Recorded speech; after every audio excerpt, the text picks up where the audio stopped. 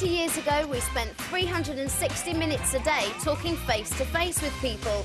So how long do we spend today? The answer is 120 minutes. Now, that was according to the psychologist Dr. Arik Sigman, who reckons we spend these days just 120 minutes, 2 hours a day, talking to people face-to-face, compared with 6 hours a day in 1987. Which I kind of think may ring true. Come on, Kirsty, show us your thumb. Oh, my God! Well, but that's not right. She's... No, I was stabbed. You were stabbed, or you stabbed yourself? I stabbed myself. Right, there we go. Stitches? Yeah, they said basically last night in the surgery that if it didn't stop bleeding, I needed stitches. Oh. And it really hurt. Oh. We're falling apart on this show, literally. Now, is new technology hurting our feelings? Have inventions like Twitter, Facebook, text messaging, emails, and even 24-hour news affected the way we express emotions, how we empathise with others?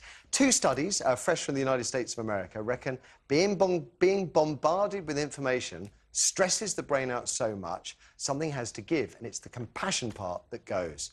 When the part of the brain that processes information is overloaded, the brain bypasses the area that deals with emotions. So we no longer behave sociably, but revert to our primitive state, survival of the fittest, and we start putting our own needs ahead of others. Simple as that. Researchers found that if you prefer emails, Facebook and Twitter, where thoughts can be sent to hundreds of people simultaneously, over face-to-face contact, then you start to lose any sense of responsibility. i.e., if someone posts on Facebook that their dad has cancer, you'd feel far less obligation to respond than you would if they called you on the telephone and said, "My dad has cancer." Yeah? The studies also express concern at the impact 24-hour rolling news is having on our feelings. War, death, famine, plague. War, death, famine, plague. War, death. Who cares? You know, who cares if we see another starving child? Yeah. Having said all that, there's another article in the New Scientist which claims all this new technology is actually good for us because it's helping to keep us in touch with our friends and stops us feeling lonely. I have to say, I'm much more persuaded by the first argument that it's overloading us. Janet, what do you think? Yeah, I am too. And I think the problem with things like Facebook and Twitter is that the written word has a particular metre to it. It doesn't have light and shade. You can't make jokes Twitter easily. is 140 characters. Yes, but everything sounds the same, doesn't it? Everything gets reduced to those 140 characters. So you can't give any emphasis, you can't be ironic, you can't be loving. You know, the voice, as we said in that earlier story, you know, the voice is important to people. And hearing how people are, it's one of the biggest indicators. And if somebody phones you up, even if they're not talking about how they feel, you can tell instantly from their voice. Yes, good especially point. if they're not feeling well. And we rely on that. Does it help if you have a little smiley face or a little glum face at the They're end? even worse. And I do have a big problem with the idea that things posted on Facebook, particularly if you're vulnerable, if you're lonely, they stay there, people can add to them. What quicker way of finding out you haven't been invited to the party? What quicker way of finding out that the boyfriend's gone off? You know, all those kind of things, which I think are not the best way to have to deal with things which are big emotional issues. And because everybody else can see it too. That's the other thing. This is all intensely public.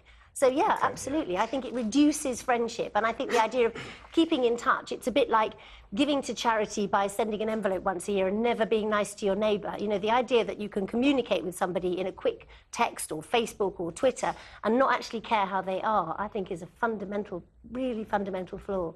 Anthony, you're the youngest on the panel.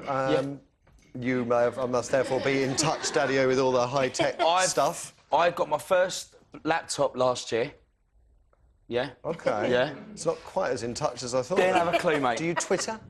No. I've got Facebook, but I don't go on it every day.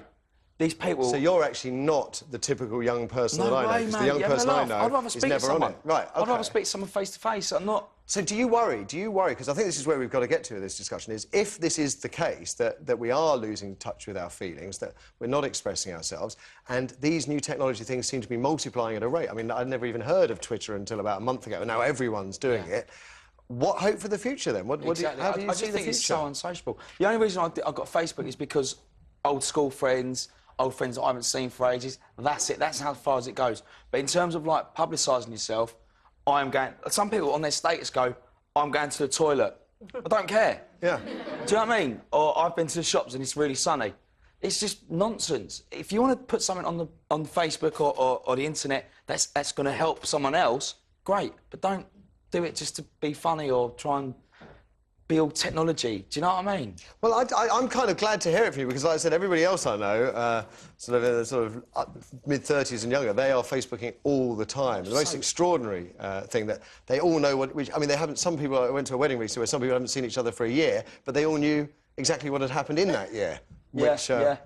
Stephen, do you fret? Do you lie awake at night worrying about these things? To be honest, I do. I really fret about it because of the internet and mobile communications, the world is apparently getting smaller. But as people, we're actually moving further apart. Yes. People are relying on technology, texting and typing, texting and typing. And I remember the days when you had a pen pal. What happened to the pen pal? You'd learn about somebody's culture and all this stuff, but now kids are getting bullied via text on their mobiles, all this kind of nonsense. And I've got a friend who blogs every single day. How lost in your own world do you have to be to blog every single day? But is a blog any different from a diary? The difference is it's a diary published for anyone to view. Well, your diary is your own private personal thoughts that you can refer back to. Not, oh, today I was dumped. Let the world see. Why are you doing that? You know, go out and talk to somebody. Do you think it's because we're old, we see it this way, or older, and the young kids don't see it differently? It's just a different... Well, it's a different generational thing. They've got all the technology at their fingertips. I remember talking to my a friend of mine who's about 16, 17, my friend's son, and I was talking about the old days when you used to have the phone books in the phone boxes. And he went, "What's a phone box?" That's when I thought I'm really old. Do you know once, right? There was... Oh, no. I know, it's really bad, isn't it? What's a phone box? Well, there was one story once, but you know, someone said, "Who's Winston Churchill?" And they said it's the dog on the advert. Kids thought it was that nodding dog. That's how bad it is. There's no... Yeah, you know, like, oh, yes, that one. Yeah, no, oh, yes, I know which one you mean. OK, I do... It's a shame that we can't, you know, we can't communicate properly. But I just think it's kind of Pandora's box situation. The box is open, you know. It's happened, right? Yes. It ain't going to go back. Or is it? I don't know. Maybe you think it can. Maybe you're not bothered by information overload and a lack of empathy. Let's see what you've got to say. Kirsty. Christina's online too. OK. Christina, good morning. Hi. Hi there. Where do you sit on this? Are you a texter, Twitterer, Facebooker? No, well, I'm on Facebook and I did it mainly just to communicate with people abroad, just with photos. But as far as sort of the way people choose to communicate now and use it, I think is just gone too far as I'm very much a person, I want to see somebody and I want to talk to them, I want to hear their voice. And I think the way that people are now as far as, well, I'll just drop a text or send a quick email, I think, especially when it comes to relationships and friendships and also professionally. I mean, I've just left a place now where I was renting a room and the manager was choosing to communicate with the staff via text for staffing issues. And, you know, I think that's just ridiculous. But can you imagine, Christina, that we're ever going to be able to go back to a period of time when we do speak face-to-face? I mean, I personally can't. I think this is the way it's going to be from now on. I think we have to accept that it has gone forward that way and it probably won't go back. But I think you have to, as a person, if you don't find certain methods of communication acceptable, then I think you have to sort of say that, whether it's through your work or through friendships, and just say, look, if you want to speak to me, pick up the phone and talk to me. Don't send me a text. Or especially when do you know what? I've actually tried that, and I don't know if it's just like they wanted to get rid of me as a friend. I left a message saying, please call me. I just can't be bothered and motivated to do text messaging, and I never heard from them again. That's really bad. Well, I think you're right, actually, because I get texts, like long-winded texts, and you go, it would have been quicker for you to just phone me and told me. Yeah. And I never respond with a long-winded text. There's a great programme you can download that I found which enables you to link your phone to your computer keyboard and you can type your messages in, which it's one way. If someone sends me a long text message, I'll send them a really long text message and look it up. Christina, thank you. Let's take another Kirsty. Yes, Chris is on line 1. OK, Chris, good morning. Good morning. Where do you stand on this? Do you think we're being damaged by technology, that it's hurting our feelings? I personally believe it's a contributing factor to the downfall of society. I mean, I believe years ago people used to socialise, talk to each other left, right and centre.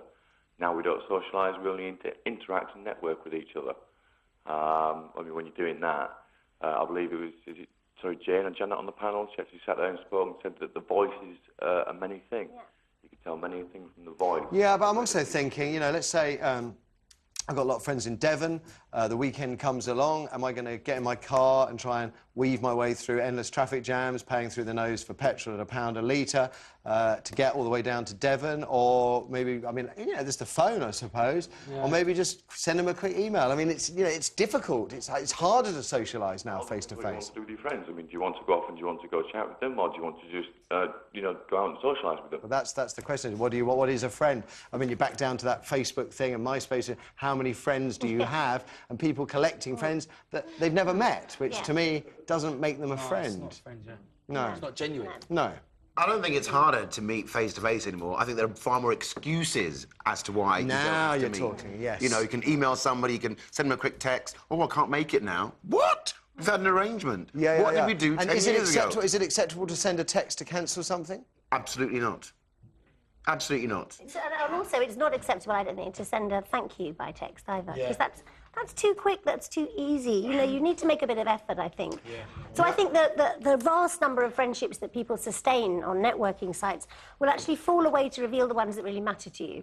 So maybe the others you'll just keep in a kind of concentric circle of not particularly caring about them, but the ones that matter you'll still keep in touch with. But there's something horribly instant about the way that we react to all this as well. It's the same with digital photography, and I know anybody my age will think, well, it's a real shame now that you didn't take your photos down to the chemist and get them developed, because now we have the fortune. Yeah, and then I can remember you'd hand in a film, you'd pay your 15 quid, and you'd come back, open the envelope, and there'd just be a load of black paper inside, where everything was overexposed. It tells you what it rubbish photography. Yeah.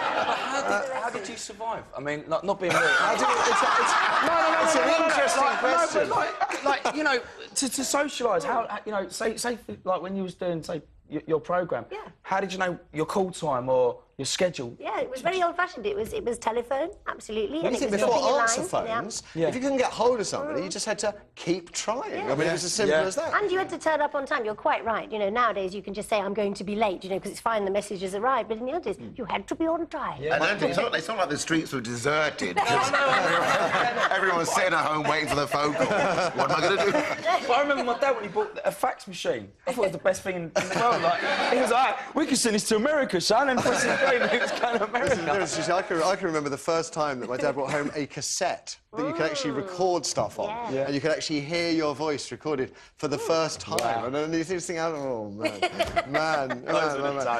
Chris, thank you for the call. Let's have another. What about you, Kirsty? What do you make of it? I'm not into it, to be honest. I like sending a text sometimes, you know, if I want to make a quick excuse as to not go somewhere, then I'll Because so the text is a great excuse. But it's cheaper as well than spending, you know, on the phone. I think that's another thing, another reason people do it. But... Most of your friends, are they obsessed with new technology? and they, you know, and are they emotionally dead inside?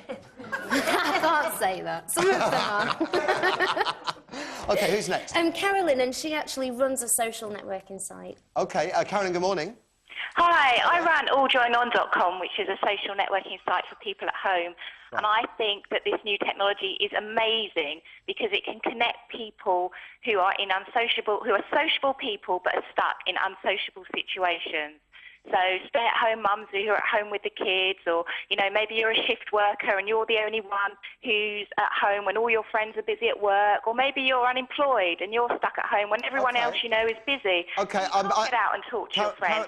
Carolyn, you certainly haven't lost the art of talking. I think a site like yours is probably fine. Overall, do you find this trend for people to communicate? Let's say the example I gave earlier. You stick on Facebook, someone sticks on Facebook that their dad is dying of cancer, will elicit a different response from their friends, in inverted commas, than a phone call from your friend saying, my dad's got cancer. That is true, is it not?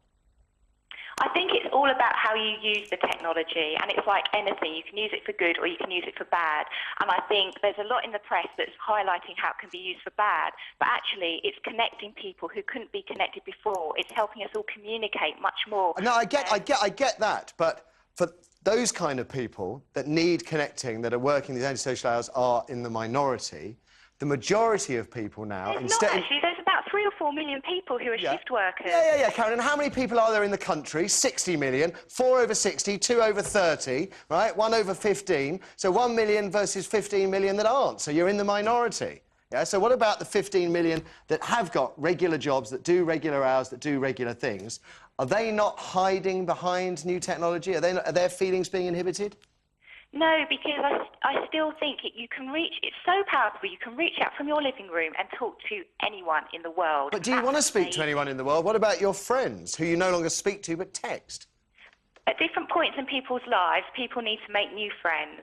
And I think, I'm not saying it's replacing face-to-face. What I am saying is there's been a lot of community breakdown in society. That is and this true. is helping to build new communities and foster new communities. And if you're friends, if you turn out to be friends with someone that you talk to regularly from Scotland and you live down in Bristol, that's great. You know, you're talking to someone new and you're forming a friendship. And if the only way that friendship can work is But hang on, you say talking to, but if you're typing, you're not talking, are you? You're not talking, but you can still convey emotions quite easily and quite clearly, and it's amazing. You know, people come on the chat rooms, and you can see very quickly what sort of mood they're in. Yeah, because they'll have a little smiley face or a little glum face. OK, I'll take your word for it, Carolyn. I'm one of those that just spends long hours on their own.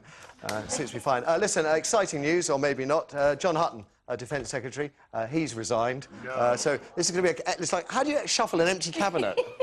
It's like a David Copperfield gag. Behold, my empty cabinet. Well, actually, I'm free next week. Gordon, give us a phone. Careful what you wish for. Now, listen, we've got to take a break. Loreen Mara is still to come. I can't believe it's goodbye already, but it is goodbye, Anthony. Thanks, Matthew. Best Cheers. of luck on Thank you. Sunday. Emirates Stadium. Emirates Stadium. It's the Capital Summertime Ball. It Fantastic event, and fantastic to have Blue back with us after so long. Thank you, Matthew. Janet and Stephen, have had a wicked week. Great fun as per usual. Enjoy your gig tonight, Stephen. Hackney Empire. Hackney Empire, 8 Janet, o'clock. Lyric on Hammersmith. Saturday. Yeah, There Sunday. we go. Sunday. Sunday. For great comedy. Ladies and gents, give it up for our fabulous panel.